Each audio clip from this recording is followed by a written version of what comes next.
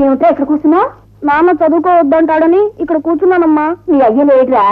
గంగమ్మ, ఈరోజు తుఫాన్ బాధితులందరికీ మన పాత బంగ్లా దగ్గర డబ్బులు ఇస్తున్నారు. మా ఆయన పొద్దున్న లేచి అక్కడ పోవడా అనుకున్నాను. అయితే అక్కడికి వెళ్ళి ఉంటాడులే. డబ్బు తీసుకుని ఈ పాటికి తాగి పడిపోయి ఉంటాడు. అవునే గంగా, శివయ్యకి తెలియకుండా వాళ్ళిచ్చే డబ్బు దాచిపెట్టి కుర్రాన్ని సరస్వతి విద్యాలయంలో చేర్పించు. బాగా చదువుకుంటాడు. పద గంగమ్మ, మనం వెళ్ళండి. నేను మురళి చూసుకుంటాం. తాత మన ఇద్దరు చదువుకుందాం. ప్రెసిడెంట్ గారికి, ప్రెసిడెంట్ గారికి, ప్రెసిడెంట్ గారికి, ప్రెసిడెంట్ గారికి. మన వాళ్ళందరూ క్యూలో ఉన్నట్టున్న సింహాచలం. వందే మాతరం బాబాయ్, మురళి, శివయ్య తప్ప మిగతా వాళ్ళంతా వెళ్ళిపోతున్నారమ్మా. ఊరికి అలా తోసుకుంటారట. అలా తోసుకుంటే డబ్బులు ఇవ్వకుండా వెళ్ళగొడతారా? నిజమే పంతులు గారండి. 2 గంటల గారి నుంచి ప్రెసిడెంట్ గారికి జై కొట్టిస్తున్నారు తప్ప ఇందులో పైసలు ఇచ్చే అవలో జలవటం లేదు. అప్పప్ప ఏమిటయ్యా మీ గొడవ? కాసేపు ప్రెసిడెంట్ గారికి జై అనండి. ఇదిగో శటగోపం గారు, అవతల జనం అంతా పిల్లా జల్లతో ఎండలో మాడిపోతున్నారు. మీ పనిగానే వాళ్ళు రోడ్లు వేయడానికి వెళ్ళాలి. అసలు ఎవరిని మీకు పత్రం అయిపోయిందమ్మా. 5 నిమిషాలు వర్జం కదా అని ఆగాం. అలా ఆయన కొబ్బరికాయ కొట్టడం ఏమిటి? ఇలా బాధితులకు విరాళాలు ఇవ్వడం జరిగిపోతుంది. ఇంకా సేపుంటే ఇది గొడవ చేసేట్టుంది. అక్కడ గోడౌన్ దగ్గరికి మన మస్తాన్ని పిస్తోల్ని పంపించావు. ఆహా, ఇక్కడ వీళ్ళని ఒక అరగంట తాత్సారం చేయిస్తే చాలు, అక్కడ మన పని అయిపోతుంది. Dog dog, DOJ dog, DOJ dog. జాగ్రత్తగా తీసుకెళ్ళండి. తాత, అమ్మ డబ్బులు తేగానే నన్ను స్కూల్లో చేర్పిస్తావుగా? తప్పకుండా చేర్పిస్తాను రా. ఓం ప్రెసిడెంట్ గారికి ఆగండి. ఈ శంకుస్థాపన కార్యక్రమం జరగడానికి వీల్లేదు. ఎందుకు వీల్లేదు? ఊరికి నడిబొట్టునున్న ఈ స్థలాన్ని గవర్నమెంట్ స్వాధీనం చేసుకుని ఇక్కడ వాటర్ ట్యాంక్ కట్టాలని నేను ప్రతిపాదించాను.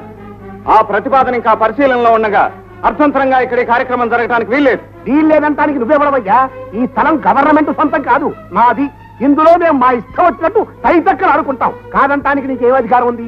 శటగోపం గారు, రూల్స్ తెలిసి కూడా మూర్ఖంగా మాట్లాడకండి. ఈ టౌన్ లో ఏ శంకుస్థాపన జరిగినా మున్సిపల్ ఇంజనీర్ గా నా ఆమోద ముద్ర ఉండాలి.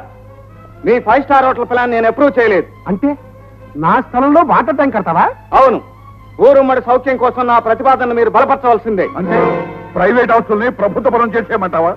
కొత్త విషయం విన్నట్టు విస్తుపోకండి చైర్మన్ గారు. పాత రికార్డులు తిరగేయండి. మీ తాలూకు వాళ్ళ మేడలు కూల్చి రోడ్డు వేయాల్సి వస్తుందని ప్లాన్లే మార్చి ఎన్ని గుడిసెలను మీరు బుల్డోజర్తో పెకలించి రోడ్లు వేయించారో, అందుకు ఏ ఫైళ్లు తారుమారు చేశారో ఒక్కసారి వెనక్కి తిరిగి ఆలోచిస్తే మీకే అర్థం అవుతుంది. నువ్వు నిరూపించగలవా? సాక్ష్యాధారాలతో సహా. అది మెజారిటీ వ్యక్తుల నిర్ణయం అయ్యా.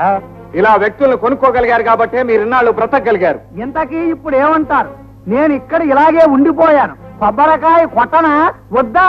మీరు కానివ్వండి సార్. అంతగా అయితే ఈ సంగతి కోర్టులో తేలుతుంది. అంతే అంతే, మీరు కొబ్బరికాయ కొట్టండి. ఇంజనీరు, నీ స్థాయికి మించిన పనుల్లో తలదూరుస్తున్నావు. నీ ఇంజిన్ కి ట్రబుల్ తెచ్చేస్తాను, జాగ్రత్త. ఇది పెట్రోల్ తో నడిచే ఇంజిన్ కాదు మిస్టర్ కాళేశ్వరరావు ట్రబుల్ ఇవ్వటానికి. ఇది పౌరుషం అనే రక్తంతో నడిచే ఇంజిన్. Take care. బుద్ధి లేదురా నీకు? వాళ్ళు ఖరీదైన వస్తూ జాగ్రత్తగా పట్టుకెళ్ళాలని తెలదు. తీసుకెళ్ళ. ఏమిటిది? ఆగండి. ఒరే అహింసోడా, అక్కడ డబ్బులు ఇస్తా అంటే నువ్వు ఇక్కడేం చేస్తున్నావు బే?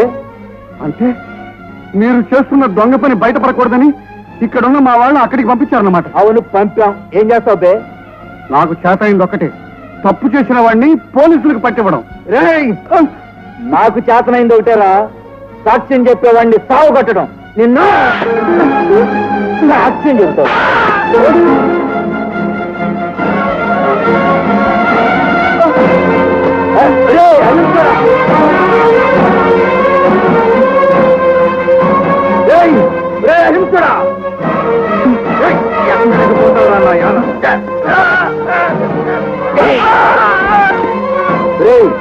అహింస నీతి అని పిచ్చి కబుర్లు చెప్పే నీలాంటి ముసిల్లాయాలను ఏం చేయాలో నాకు బాగా తెలుసు. చావరా అహింసడా.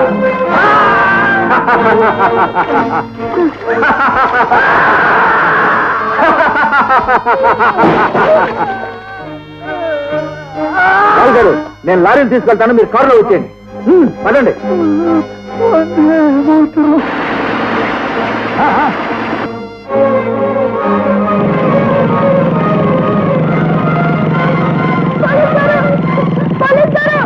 ఏమిటి బాబు? అక్కడ మా తాతను కొడుతున్నారు. అలాగా ఎక్కువ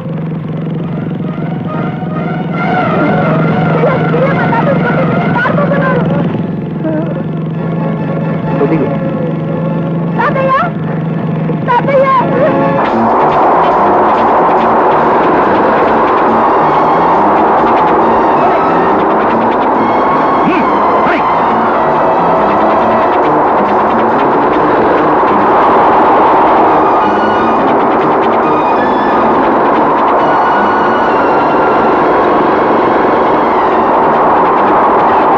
వీడు ప్రాణాలతో పెట్టుకుంటే ప్రమాదం. ఆరెక్కిచ్చి కథం చేద్దాం పని.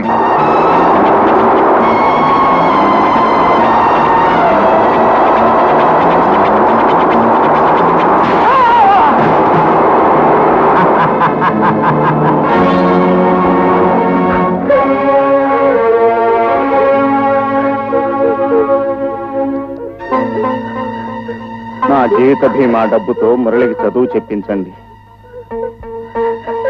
ఈ అహింసామూర్తి మీద దౌర్జన్యం జరిపిన దుర్మార్గులను ఎవరైనా చూశారా?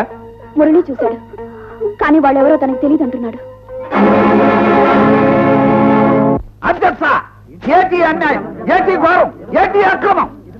మన ఊరి మున్సిపాలిటీ గురించి ఈ పేపర్లన్నీ దూదేకినట్టు ఏకి పారేయడానికి కారణం ఎవరు? మున్సిపాలిటీ గోడౌన్లో అంత దొంగ సామాన్ దాచిన తొత్తు కొడుకెవరు? అక్కడ వందే మాత్రం బాబాయ్ ప్రాణాలు తీసిన పాపాత్ముడు ఎవరు? అసలు దీనికి అతనికి కారణం ఎవరని క్వశ్చన్ ఎత్తున్నాను. ఇవాళ ఈ సంగతి ఇప్పుడు ఇక్కడికక్కడ తేలిపోవాలా? ఇదిగో సింహాచలం అన్ని తేల్తాయి గాని సభా మర్యాద పాటించి ముందా కుర్చీలో కూర్చోబోయా. ఇది కూర్చుంటే తేలే వ్యవహారం కాదండి, మనిషి ప్రాణాలకు సంబంధించిన విషయం. ఏడు చైర్మన్ గారు, నా క్వశ్చన్కి మీరు ఆన్సరింగ్ ఇస్తారా, లేకపోతే నన్ను ఏరే మున్సిపాలిటీ ఎట్టేసుకొని వస్తారా? ఏంటి వాళ్ళకుంటే తమాసాలుగా చూస్తున్నారు. మున్సిపాలిటీ బోర్డు అంతా బజార్లు పడ్డాక ఇంకా కౌన్సిలర్లుగా ఈ కుర్చీలో కూర్చోడానికి సిగ్గాని వదిలేసినారేటి? అడగండి చైర్మన్ గారు ఎవరండి ఇవ్వాలని అడగండి. అదంటే క్వశ్చనింగ్. మనోంటారేమిటయ్యా? జరిగిన దానికి నేనా బాధ్యుడిని. ఊళ్ళో ఉన్న అలగా జనానందరినీ తీసుకొచ్చి గౌరవంలో పెట్టాడు ఇది రవీంద్ర. అతను దీనికి బాధ్యుడు. చైర్మన్ గారు, అవునయ్యా, ఆ రోజు జనాన్ని వెంటేసుకొచ్చి నేను ఎంత చెప్పినా వినకుండా బాధ్యత నాది అని వాళ్ళందరినీ లోపలికి చేర్చావుగా, అందుకు అనిపించు ఫలితం. ఇంకా ఆర్డర్స్ గవర్నమెంట్ నిన్ను సస్పెండ్ చేసింది. చేసుకున్న వారికి చేసుకున్నంత మహాదేవ అని నా జనమో అని వెనకేసుకొచ్చావుగా. ఇప్పుడు ఆ జనం వల్లే నేను ఎత్తికి శతకోపం వచ్చింది. అందుకు నాయన శ్రీముఖం.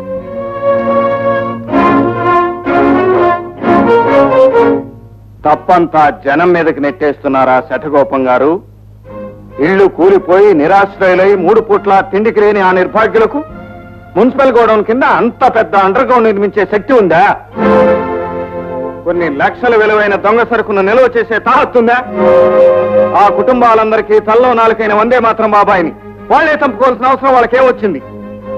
ఆ రోజున హత్య జరిగిన సమయంలో వాళ్ళంతా మీరు శంకుస్థాపన పేరిట ఏర్పాటు చేసిన సభలో ఉన్నారు. సభ జరిగిన సమయంలోనే హత్య జరిగిందన్న సంగతి ఎవరు ఆలోచించలే? ఆ రోజు వాళ్ళు గోడౌన్లో తలదాచుకోవటానికి కాళేశ్వరరావు గారి అభ్యంతరానికి కారణం ఏమిటో అర్థమయ్యేలా చెప్పరే? అంటే నీ ఉద్దేశం నేరస్తులు మేమంటావా? నిజమైన దొంగలెవరో ఇక్కడున్న ప్రతి వాళ్ళకి తెలుసు. అధికారానికి లొంగిపోయి కొందరు, దౌర్జన్యానికి భయపడి మరికొందరు నిజాన్ని గుండెల్లోనే అణిచివేసుకుంటున్నారు. ఆ దొంగలెవరో నీకు తెలిస్తే నువ్వు నిరూపించవయ్యా. నిరూపిస్తాను. అన్యాయాన్ని నడివీధిలో నిలబెడతాను. ప్రజల కళ్ళు తెరిపిస్తాను. ఆ రోజు ఎంతో దూరంలో లేదు. ఎలకండి బాబు, అసలు దొంగల్లో కేసు వెళ్ళిపోతున్నారేంటి? ఎవరై అసందంగా? ఎవరేంటి? ఈ కాళేశ్వరరావు గడే. మా చైర్మన్ గారిని దొంగంటావరా? అంతా ఏం చేస్తావా? ఆగండి ఆగండి ఆగండి ఆగండి ఆగండి. ఈ సభని నిరవధికంగా వాయిదా వేస్తున్నారు.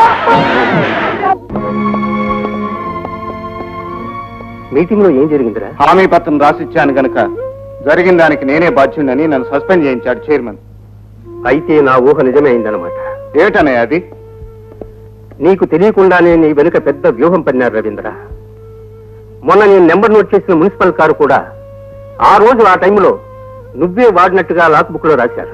ఆ తప్పుడు సంతకం చేసిన వాడెవడో కనుక్కుంటాను. వాడిని నువ్వు అరెస్ట్ చేసి జైల్లో తోసేస్తే అసలు నిజం బయటపడుతుంది.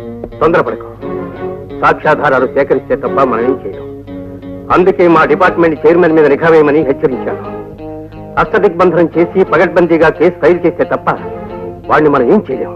కమాన్. హలో, ఏమిటి? అవును సార్, స్కూల్లోకి వెళ్ళిన వాళ్ళు ఇంతవరకు తిరిగి రాలేదు. ఇప్పుడే మీ తమ్ముడు గారు రజనీ అనే అమ్మాయితో ఆ స్కూల్ కాంపౌండ్ లోకి వెళ్ళారు సార్. సంథింగ్